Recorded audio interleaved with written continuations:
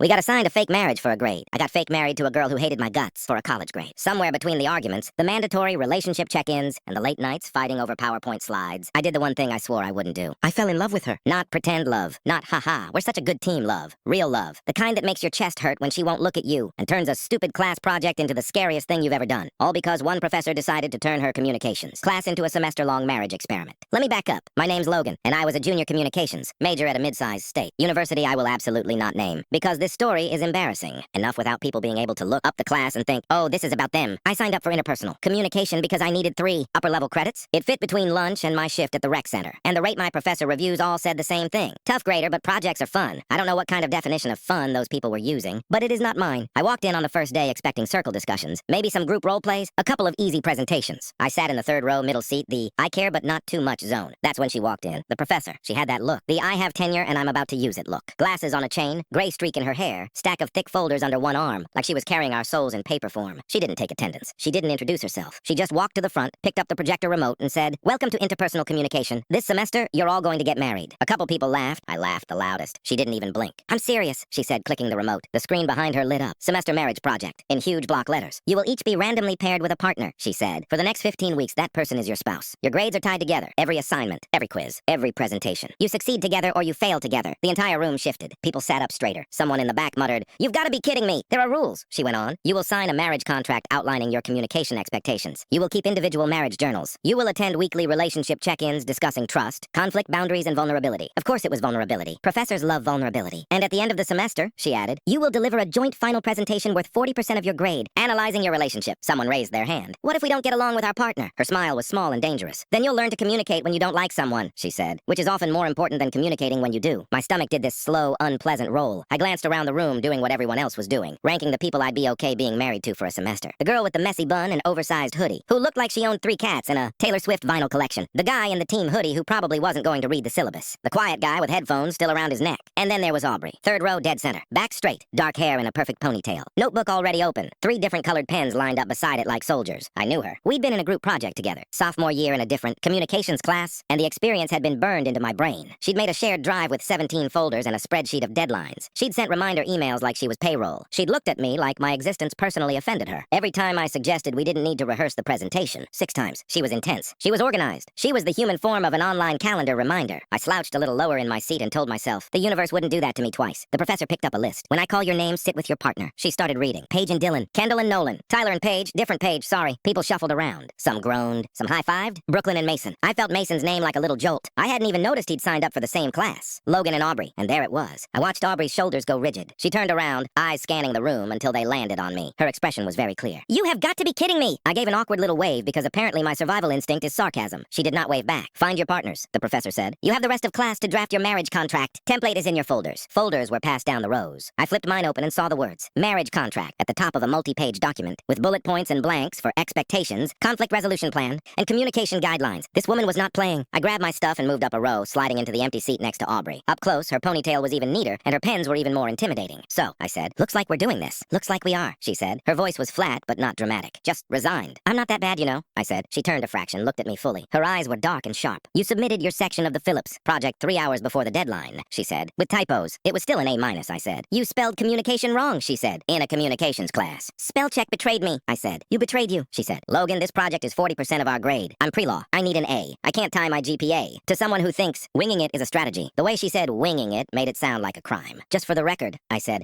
"I got a 92 on that project. Higher than 2 other people in our group." She blinked once, like that hadn't occurred to her. "Let's just write the contract," she said. The contract took the entire class. She wanted 3 mandatory meetings per week. I thought one was more than enough. She wanted to assign every line of every assignment to a specific person. I wanted to divide it generally and adjust if needed, which apparently was the worst sentence she'd ever heard. She tried to add a section called communication violations, where we could record each other's failures to uphold agreed standards and escalate to the instructor if necessary. "You want a snitch clause in our marriage?" I asked. "I want accountability," she said. "That's a fancy word for snitching," I said. "It's not," she said. It really is, I said. We compromised. 2 meetings per week, a shared document with clearly labeled sections, and one final pass together. No formal snitch log, but a bullet point that said, we agree to bring up issues directly instead of silently resenting each other. She wrote no ghosting and underlined it twice. At the end of class, we signed at the bottom. The professor took one look at our contract, raised an eyebrow like she expected fireworks, and said, congratulations, you're officially married. Do we get rings? I asked. Or at least matching mugs? She ignored me. Aubrey just closed her eyes for a full second like she needed a reboot. Back in my dorm, I dropped my backpack on the floor and flopped onto my bed. Mason rolled his chair away from his desk. So, I'm married to Aubrey, I said into the mattress. There was a beat of silence. Color-coded Aubrey? He asked. Spreadsheet Aubrey? Overachiever Aubrey? That would be the one, I said. He started laughing. You're dead, he said. I know. She's going to assign time slots for your funeral, he said. In a shared calendar? I groaned. But even while I was complaining, a tiny voice in the back of my head whispered, what if you're wrong about her? I tried to ignore it. That lasted 4 days. Our first assignment as a married couple was a basic partner introduction presentation, 2 minutes each. Introduce your spouse to the class. Say something about their background, interests, communication style. Should have been easy. Aubrey sent me an email that night. Subject line, intro presentation, data collection. The attachment was a document titled Logan Questionnaire. 17 questions, sections, subsections. What are your academic strengths? What do you consider your biggest communication weakness? Describe your ideal collaboration partner. What was your family's approach to conflict growing up? At the bottom it said, please answer honestly. This is for accuracy. Mason looked over my shoulder. Is she interviewing you for a job? He asked. It's for a 2-minute presentation, I said. She asked your love language, he said. This is not normal. I sighed and started filling it out. I answered the basics honestly. Major, family, where I was from. But when I got to, what is your biggest weakness in communication? I typed, questionnaires. The next day, at our first official marriage meeting in the library, she turned her laptop toward me. You wrote questionnaires as your biggest weakness, she said. I thought it was funny, I said. It wasn't, she said. I disagree, I said. Her eyes narrowed. I'm trying to do this correctly, she said. The professor said we need to really know each other. How am I supposed to present about you if I don't have information? You could just talk to me, I said, like a normal person, with your mouth and conversation. The questionnaire is more efficient, she said. The questionnaire is impersonal, I said. You literally asked my primary love language on Google Docs. You couldn't just bring that up over coffee like a human. She went quiet for a second. Do you want to get coffee? She asked. I blinked. What? If conversation is so superior, let's have one, she said. Now. It sounded like a challenge. Fine, I said. Coffee. We walked to the campus coffee shop, that overcrowded place with wobbly tables and Christmas lights that stayed up year-round. She ordered a black coffee, no sugar, no cream, no joy. I ordered something with caramel, whipped cream, and chocolate drizzle. It was basically a liquid cupcake. That's not coffee, she said. It has coffee in it, I said. And happiness. You should try it sometime. She ignored that and opened her notebook. Tell me about yourself, she said. For the presentation, I'm a junior communications major, I said, from a suburb outside Chicago. I work at the rec center. I play intramural soccer badly. I go to a lot of concerts, probably too many. She wrote fast, her handwriting small and neat. I have one older brother, Nolan, I continued. He's in finance. My dad thinks Nolan is the blueprint for success, and I'm the artistic disappointment. Her pen slowed. Artistic disappointment, she repeated. His words are more like wasting potential and fake degree, I said. But yeah, that's the vibe. She wrote family pressure in the margin. I crack jokes when things get serious because I don't like serious, I added. I know that's a problem. You don't have to say it. She looked up. I wasn't going to say it's a problem, she said. I was going to say that's useful information. I didn't know what to do with that, so I pointed at her notebook. Your turn, I said. I'll remember. You're not taking notes, she said. I'll remember, I repeated. She looked extremely skeptical, but she started talking. I'm Aubrey, she said. Senior pre-law. I'm taking the LSAT in the spring. She played with her pen cap as she spoke, which I'd never seen her do. My parents own a dry cleaning business, she said. They work 60 hours a week, sometimes more. They've done that my whole life so I could focus on school. Her voice softened on that part. I'm an only child, she went on. I ran track in high school. I like structure. I don't like not knowing what's going to happen. I get stressed when people treat commitments like suggestions. Is that a dig at me? I asked. If it fits, she said. She hesitated. I've never been to a concert, she added. That made me sit up. Never? Never, she said. I've been busy. Busy is not an excuse, I said. Busy is a state of mind. We're fixing this. She frowned. Fixing what? Your tragic concertless existence, I said. She rolled her eyes, but she wrote something down. 2 days later, during our presentations, she went first. She introduced me like I was an organized outline. Major hometown jobs, soccer, concerts, dad issues. She even mentioned the jokes as defense thing, which made the professor give me a look. Then it was my turn. I stood at the front of the room with no notes. I could feel Aubrey's anxiety from 3 feet away. This is Aubrey, I said. She's pre-law, which you can probably tell from the way she looks at group projects like they're a courtroom, light laughter. She's from California originally, but her parents moved to Arizona and opened a dry cleaning business. They work harder than anyone in this room, and she inherited that, obviously, I said. She's an only child. She ran track. She's never been to a concert, which is frankly a crime we're all witnesses to. Someone in the back laughed. She likes structure because she grew up knowing her parents were sacrificing everything for her education, I said. She doesn't like wasted effort or wasted time or wasted potential, which to be fair, makes a lot of sense when you actually listen to her for more than 5 seconds. I looked at Aubrey when I said that. The most important thing to know about Aubrey, I finished, is that she cares. A lot, sometimes too much, but caring too much is better than not caring at all. And if I have to be married to someone for a semester, I'd rather be married to the person who's going to make sure we don't fail. When I sat down, the room was quiet for a second. Interesting, the professor said. Thank you both. After class in the hallway, Aubrey stopped me. That was, she said, a crime, I guessed. Are you going to press charges? Unexpected, she said. What you said. At the end. Oh, I said, suddenly weirdly self-conscious. I meant it. You didn't use notes, she said. I told you I'd remember, I said. She looked at me like she was recalibrating some internal chart. Then she nodded once and walked away. That was the first time I thought maybe this won't be a complete disaster. I was wrong. Just not in the way I expected. The marriage check-ins started that Friday. Every Friday, the professor put a question on the board. Each couple had to go sit together, talk for 30 30 minutes. Then write in our marriage journals about the conversation. Week 1's question was, what does good communication look like to you? We sat at a table by the window. Clarity, Aubrey said immediately. Being direct. No mind games. No expecting people to guess what you feel. Not yelling, I said. Actually listening instead of rehearsing your comeback. Giving people the benefit of the doubt. Instead of assuming they're out to wreck you. She wrote that down. You're taking notes, I said. Obviously, she said. We have to write about this later. She looked up. What's wreck you about? I shrugged. My parents fought a lot, I said. There wasn't a lot of benefit of the doubt. It was exhausting. Mine didn't fight in front of me, she said. They hid it. Everything was always fine. It made conflict feel like something catastrophic. That conversation went into our journals. Week 2's check-in was lighter. Stuff about how we preferred to receive feedback. I learned she hated vague phrases like do better and wanted specifics. She learned if she started feedback with, I'm not attacking you, I wouldn't immediately shut down. Week 4's prompt, though, was a brick. Describe a time you were betrayed by someone you trusted. I stared at the question. I could have talked about my dad forgetting my middle school band concert to take a client to dinner. About how I'd played my trombone solo to a half-empty auditorium and pretended I didn't care. Instead, I gave some generic story about a friend who spread rumors. It was safe. Aubrey didn't pick safe. I had a boyfriend sophomore year, she said. Bryce. Even the way she said his name sounded like it left a bad taste in her mouth. We met in statistics. He liked that I was organized. Or I thought he did, she said. We studied together. I made him guides. I shared everything. She stared at the table, tracing a line in the wood with her finger. He used me, she said. For my notes. For my help. For the way I made classes easier for him. And he cheated on me with someone else the whole time. I found out from an Instagram story. He told me he was studying. He was on a date. The noise of other couples blurred into background static. I felt stupid, she continued. Like all the effort I'd put in didn't matter. Like I was just useful. She looked up at me. So now I have trust issues, she said, with a little shrug. I assume people want something from me, and I assume if they had a choice, they'd pick someone easier. My throat felt tight. I'm not using you, I said quietly. I know that logically, she said. You do your share. You show up. But there's a difference between knowing something and believing it. Then I'll prove it, I said. She gave me a look that said she wanted to believe me, but wasn't sure she should. That night, I lay in bed staring at the glow-in-the-dark stars on our dorm. Ceiling that came with the room. Mason was scrolling on his phone. You're quiet, he said. You say that like I'm usually narrating my entire life, I said. You basically are, he said. What's up? Aubrey got cheated on, I said. Badly. By some guy who used her for grades. Oof, he said. She thinks people only want what she can do, I said. Not who she is. He was quiet for a second. And you care, he said. Of course I care, I said. She's my partner. If she doesn't trust me, this project goes to hell. He snorted. Sure, he said. Just the project. I didn't answer. Because the truth was, it felt like more than that already, and I had no idea what to do with that. By midterm, the marriage project had crawled into every part of my life. Our mid-semester assignment was a 15-minute presentation analyzing communication breakdowns in our fake marriage. We had to use examples from our actual arguments. We're doomed, I told Mason. You're going to do great, he said. You love talking about your feelings. You just use sarcasm instead of words. He wasn't entirely wrong. Aubrey and I stepped up our meeting schedule. 2 meetings a week became 3. 3 became, are you free before class? And call me when you're off work. Our texts shifted too. Aubrey, I sent my outline. Please don't rearrange the main headings. Me, I would never. Aubrey, you absolutely would. Me, I changed the font. Aubrey, that's a violation. I started sending her songs. Me, concert prep lesson 1, listen to this. Aubrey, why does this sound like a homework assignment? Me, your soul has never been to a concert. This is remedial education. Aubrey, I'll listen after I finish this reading. Me, I'm holding you to that. An hour later. Aubrey, I liked it. It was intense, but in a good way. Me, emotional? Aubrey, emotional doesn't have to mean sad. It can be big in other ways. Me, that's deep. Aubrey, don't make fun of me. Me, I'm not. For the midterm presentation, we split the work. She handled the theory. Miscommunication models, conflict styles, all the textbook stuff. I handled our case studies, the questionnaire fight, the 3-meeting debate, the time she almost wrote a snitch log. We practiced in an empty classroom, I joked. She glared. We found a rhythm anyway. The day of the presentation, we stood side by side at the front of the room. We came into this project with a lot of assumptions, Aubrey told the class. I assumed Logan was unreliable. He assumed I was controlling. In my defense, I said, the 17-question questionnaire did not help your case. The class laughed. Even the professor smiled. We talked about how my jokes made serious talks derail, and how her need to control everything made me shut down. We walked them through our first fight over meetings, and how we'd resolved it, by actually talking, about why we needed what we needed. When we finished, the professor nodded slowly. You work well together, she said. Interesting dynamic. In the hallway, Aubrey said, that went better than expected. Is that your way of saying I was amazing? I asked. No, she said. It's me saying I underestimated you. A little. That sounds dangerously like a compliment, I said. Don't get used to it, she said. But she was smiling, just a little. And I couldn't stop thinking about that smile later, which is exactly when the universe threw Tyler at us. Tyler was one of those guys who made everything look easy. Athlete, effortless charm, good hair. He was married to Paige, and they seemed fine, but he kept glancing at Aubrey in class. After one lecture, he caught up to us in the hallway. Hey, Aubrey, he said. A few of us are doing a group study at the library tonight. You should come. Aubrey looked startled. I have to work on our outline with Logan, she said. Bring him, Tyler said. More people, more brains, less suffering. He gave me a friendly nod. Sure, I said, even though my stomach didn't love it. At the library, we sat at a big table in the back with Tyler, his partner Paige, and 2 others. Books, laptops, open notebooks everywhere. Tyler kept leaning near Aubrey, asking about her LSAT prep, complimenting her on the midterm, laughing at things she said that weren't even jokes. He touched her arm twice, once by accident, once to get her attention. I watched it happen with a weird hot feeling behind my ribs. When Aubrey went to the bathroom, Tyler leaned across the table. Your partner's impressive, he said. I know, I said. You two, a thing? He asked. We're project partners, I said. So that's a no, he said lightly. She deserves someone who takes her seriously, you know? I take her seriously, I said. He held up his hands. Relax, man. Just talking. I spent the rest of the study session pretending to read and mostly watching Tyler not subtly flirt. Walking back afterward, Aubrey said, Tyler's friendly.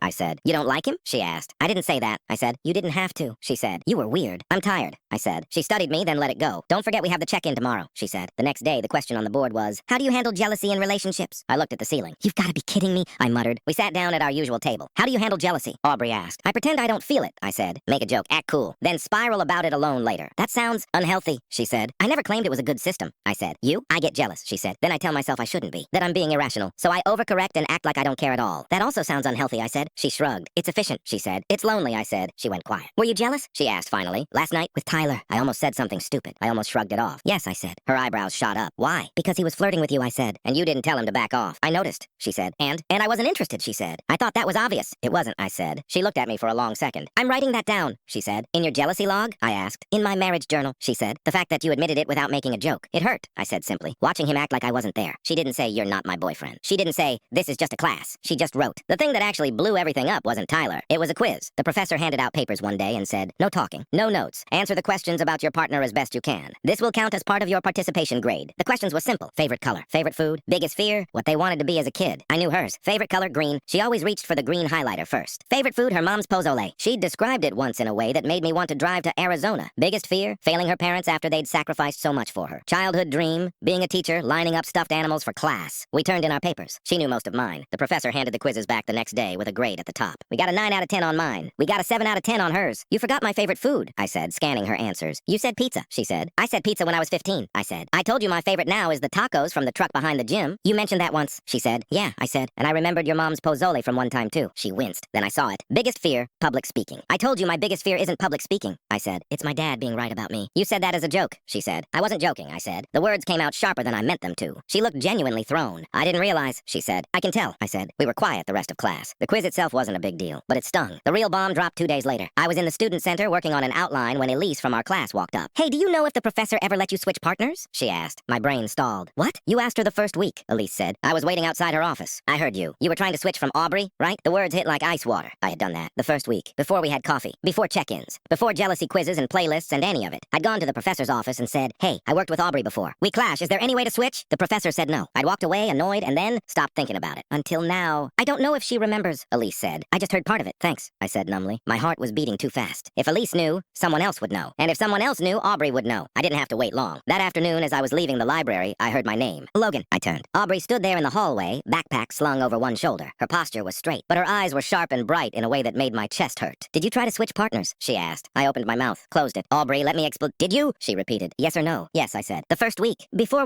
what? She snapped. Before I told you about Bryce? Before I told you I have trouble trusting people? Before I believed you when you said you weren't using me? I didn't know you then, I said. All I knew was that one project. I thought we'd clash again. It was stupid. I forgot. You forgot, she repeated. You forgot that you tried to get rid of me? To me, it was a 5-minute conversation, I said. To you, it's proof, she said. Her voice shook. Proof that I was stupid to believe you'd be different, she said. Proof that people stay with me when they don't have a choice and leave the second they do. That's not what this is, I said. I don't want anyone else now. You listened to me talk about being used, she said. You listened to me say I didn't know who to trust. You promised you weren't like him, and the whole time you had already tried to trade me out. Tears were gathering at the edges of her eyes. She blinked hard, like she refused to let them fall in front of me. I'm done, she said. I'm going to ask the professor to split us up. Aubrey, please, I said. We're good together. We can fix this. We were good together, she said, because I convinced myself you were safe. She shook her head. That's on me, she said. I won't make that mistake again. She turned and walked away. I didn't chase her. For once, I had no joke, no line, nothing. Just a hollow feeling and the sound of my own heartbeat pounding in my ears. I called Mason that night. He answered on the second ring. Did she kill you? He asked. Not yet, I said. Ah, he said. Emotional murder then. I told him everything. The office hours, Elise, the hallway confrontation. When I finished, he whistled. Yeah, he said. That's bad. I know, I said. And you never told her? He asked. I forgot, I said. It was the first week. It didn't matter anymore. We were working.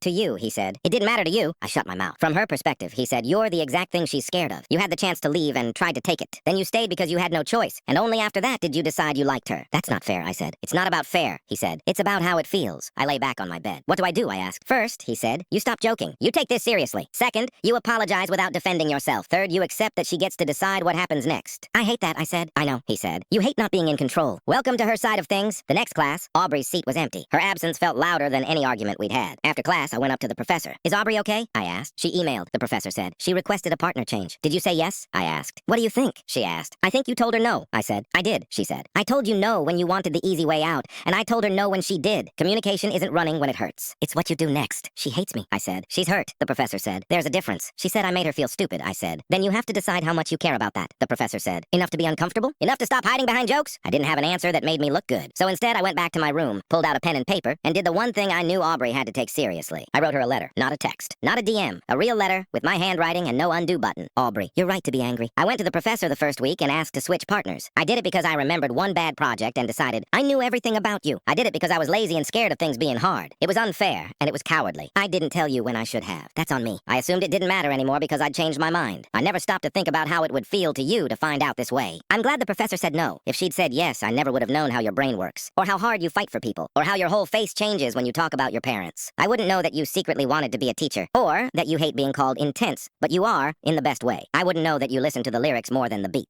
I know you've been used before. I know this looks like the same pattern. I am not Bryce. That doesn't erase what I did, but it matters to me that you know it. I can't demand your trust back. I can only tell you this. I'm not here for the grade anymore. I'm here because somewhere along the way, you stopped being my partner and started being the person I want to talk to, even when there's nothing due. If you never want to talk to me again, I'll respect that. If you're willing to hear me out once, I'll be there. No jokes. Not for the project. For us. Logan, I folded the paper, slipped it into an envelope, walked to her dorm, and slid it under her door before I could talk myself out of it. For 2 days, nothing happened. I went to class. She was still absent. I checked my phone too often. Mason threatened to hide it. Then, on the second night, my phone buzzed. Aubrey, library, back corner. 8 p.m. Don't be late. My heart kicked. Me. I'll be there. I showed up 15 minutes early. She was already there, sitting at a small table in the farthest corner. Her hair was down, falling around her shoulders. There was a half-finished coffee next to her notebook. Her marriage journal was closed on the table. Hey, I said. Hey, she said. Up close, she looked tired. Not just physically, but like her brain had been doing overtime. I got your letter, she said. Good, I said. I was worried it got intercepted by a random freshman. Her mouth twitched, but she didn't smile. Did you mean it? She asked. All of it, I said. She was quiet for a second. You really went to the professor the first week? She asked. Yes, I said. Before we talked. Before the questionnaire. Before coffee. I remembered the Phillips project and panicked. Why didn't you tell me? She asked. Because I was a coward, I said. Because I liked how this was going and I didn't want to risk you looking at me the way you did in the hallway. That's not an excuse, she said. It's not, I said. It's just the truth. She looked down at her hands. When did it change? She asked. For you. When did you stop wanting out? I thought about it. I don't know the exact second, I said. Somewhere between you telling me about Bryce and you listening to me talk. About my dad without rolling your eyes. Between you admitting you were scared to fail your parents and you writing down that. I used jokes to avoid real feelings. That sounds like a lot of little moments, she said. It was, I said. There wasn't a big movie scene where I suddenly realized I like you. It was small things. The way you sit up straighter when you're about to argue. The way you actually read the articles you send me. The fact you remembered my brother's name. Her throat bobbed. I'm scared, she said quietly. Of me? I asked. Of believing you, she said. Of thinking you're different and then finding out you're not. Of looking stupid. Again, I swallowed. I can't promise I'll never mess up again, I said. I probably will. I'm good at dumb decisions. But I can promise I'm done hiding the bad ones. I can promise if something might hurt you, I tell you before someone else does. And I can promise that I'll still be here after the semester ends, whether there's a grade attached or not. She looked up at me, eyes glossy. You matter to me, she said, barely above a whisper. That's the problem. You matter to me too, I said. That's also the problem. We sat in silence for a beat, the library hum filling the space between us. We still have to do the final presentation, she said eventually. 2 weeks. 40% of our grade. I know, I said. If we're going to work together, she said, you have to be honest with me. No more half-truths. No more leaving out important pieces because you want things to feel okay. I can do that, I said. Can you? She asked. I thought about my entire personality. I can try like hell, I said, and tell you when I'm tempted to do the other thing. She studied my face like she was looking for cracks. Okay, she said finally. Then let's finish the project. And after? I asked. She exhaled slowly. After, she said, we'll see if you're still around. It wasn't a promise. It wasn't forgiveness. But it was a chance. I could work with that. The last 2 weeks of the semester felt like a montage minus the cool music. We met almost every day. At the library. At the coffee shop. In a quiet corner of the student center. We spread out our journals and notes and contract drafts and built our final presentation. We decided if this was supposed to be about real communication, we weren't going to fake a neat story. We made a slide called Assumptions with a screenshot of our original contract. Under it, we wrote, he thought she was controlling. She thought he was unreliable. We made a slide called Defense Mechanisms. Logan, jokes, procrastination, pretending not to care. Aubrey, over-preparing, controlling, assuming the worst. We pulled short lines from our journals. Nothing that exposed us completely, but enough to show we'd actually been honest. One entry of mine. Today I realized Aubrey doesn't just plan to plan. She plans to protect herself. One entry of hers. Logan jokes when he's scared. He was really funny today. We rehearsed in an empty classroom. Once we laughed so loud the janitor came to see what was going on and ended up sitting in a desk, listening to us practice the first 5 minutes. That's actually kind of sweet, he said when we finished one run-through. I pretended my heart didn't trip over that. The night before the presentation, we stayed until the library kicked us out, then migrated to the student center lounge. At some point, we stopped editing slides and started just talking. What did you want to be when you were a kid? She asked. A guitar player, I said. Like in a band, on stage, loud. Why didn't you? She asked. My dad, I said simply, said it wasn't realistic, that I should aim higher than bar musician. It was easier to let that dream die quietly than argue. That sucks, she said. Yeah, I said. What about you? I really did want to teach, she said. Little kids. I like the idea of helping someone figure something out for the first time. What happened? I asked. My parents started the business, she said. They'd come home exhausted. They'd say, we're doing this so you can have a better life. Somewhere along the line, better life turned into stable, impressive, prestigious. Law fit the bill. Do you want it? I asked. Law. Yes, she said slowly. I think I do. But I also want to not feel like I'm one bad grade away from disappointing everyone. That's a lot of pressure, I said. I know, she said. Welcome to my brain. I thought about my dad, my brother, the invisible scoreboard I imagined in my head. It's not that different from mine, I said. She smiled at that. Maybe that's why this works, she said. Presentation day came whether we were ready or not. The classroom buzzed. People were dressed a little nicer. Some couples looked way too happy. Some looked like they they'd sign divorce papers in blood if offered. We went near the end. Standing next to Aubrey at the front of the room felt weirdly right. Our marriage started badly, Aubrey told the class. We both walked in with assumptions. She thought I was going to tank her grade, I said. I thought she was going to micromanage me into an early death. There was a ripple of laughter. We wrote a contract that reflected those assumptions, she said. Lots of rules, lots of control. We clicked to the slide showing our original conditions. We fought about meetings and questionnaires, I said. We avoided saying the real thing, that we were scared. We talked about Bryce without naming him, about my dad without naming him, about the jealousy prompt, about the quiz and how painful it was when someone got your biggest fear wrong. We didn't mention the partner switch request outright, but we did talk about a hidden decision that came out later and damaged trust. The hardest part, Aubrey said, was deciding whether to repair or walk away. The biggest thing I learned, I said, is that vulnerability is terrifying and also the only thing that works. You can't fix something you won't admit is broken. The biggest thing I learned, she said, is that people are more complicated than my first impression of them, and that trust isn't just about them never messing up. It's about what they do after. She held my gaze for a second longer than necessary. We ended on our tools we're taking with us slide. When we finished, there was a pause. Then the class clapped. The professor nodded. Thank you, she said. That was honest. We sat down. My heart was pounding so hard it was hard to hear the next group. When class ended, people drifted out in 2s and 3s. The room emptied slowly. Aubrey and I were the last ones left. So, I said, that's it. No more journals. No more fake marriage. No more shared grades, she said. We stood there in the aisle between desks, sunlight coming in through the high windows. I don't want it to be over, I said. She blinked. The project? This, I said, gesturing between us. Us. Logan, she started. I know the timing is weird, I said quickly. I know we just spent a semester playing at being married, and that makes everything I say sound like part of the assignment. But it stopped feeling like an assignment for me a long time ago. I took a breath. I care about you, I said. Not as a partner on a rubric as you. I like our stupid arguments over fonts. I like that you remember my brother's name. I like that you send me articles, you know. I'll read in songs you pretend. You don't like. I do not pretend, she said automatically. You pretend a little, I said. She bit back a smile. What are you asking? She said. I'm asking, I said, if you'll get coffee with me. Not for the marriage project. Not to prep for a presentation. Just as a date. She stared at me. I thought you'd never ask, she said. My brain short-circuited for a second. That's a yes? I asked. Yes, Logan, she said. It's a yes. Good, I said. I had this whole speech prepared in case it was a no. Glad we can skip that. She laughed. We walked out of the classroom together. No contract. No journals. Still us. And this time it felt real. We never went back to classmates. Coffee turned into weekly study dates. Study dates turned into, hey, wanna grab dinner? Which turned into, I sent you this meme and also 3 law school rankings. Please validate my life choices. We still fought sometimes. I still procrastinated on things that mattered. She still panicked when plans changed last minute. But now, when she snapped, why didn't you tell me you were overwhelmed? And I said, because I didn't want you to think I couldn't handle it. We both recognized it. Defense mechanisms, she'd say. Tools we're taking with us, I'd answer. One night, a few weeks after the semester ended, we were walking across campus under the lights. It was cold enough to see our breath. She had her hands in my pockets with mine. You know, she said, we never officially ended our marriage. Do we need fake divorce papers? I asked. We could draft a new contract instead, she said. One that doesn't expire after 15 weeks. What would be in it? I asked. No secret partner switch requests, she said. Deal, I said. No snitch logs, she smirked. Limited logs. Fine, I said. Limited logs. Full honesty. Even when you want to make a joke, she said. Especially then, I said. Coffee dates at least once a week, she said. Concerts at least once a semester, I said. She rolled her eyes. We'll negotiate that clause. We just did, I said. She squeezed my hand. We never wrote that contract down. We didn't need to. Every time she let me see her scared, every time I told the truth instead of deflecting, every time we stayed in a hard conversation instead of bailing, it was like signing it again. Sometimes I think back to the first day of class, to the slide that said, semester marriage project, to the way Aubrey turned around when she heard our names paired, to me waving, already sure this was going to ruin my semester. If I could talk to that version of me, I'd tell him this. The best things in your life won't always show up looking like blessings. Sometimes they show up as extra work, as a professor with too many forms, as a girl who hates your guts and underlines no ghosting twice. Sometimes they show up as a fake marriage on a syllabus, until somewhere between the arguments and the check-ins, and the late-night coffees and the things you swore you'd never say out loud, the fake part falls away, and the girl who couldn't stand you at the beginning of the semester becomes the person you can't imagine your life without.